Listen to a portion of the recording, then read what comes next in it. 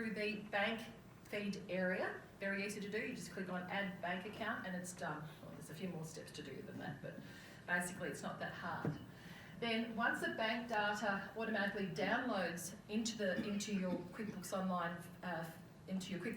from the bank, that's when you need to match or add that data.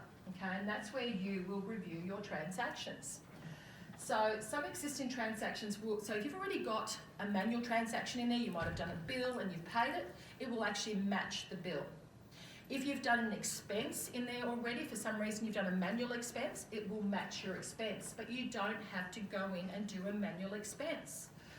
Because if you do have expenses, and if everyone knows the difference between an expense and a bill is something that we can pay later on, an expense is something that we take up that day that we've actually paid for. We go to Officeworks, you can see I love Officeworks, and we pay that bill straight away, pay that expense straight away, so that's going to be an expense.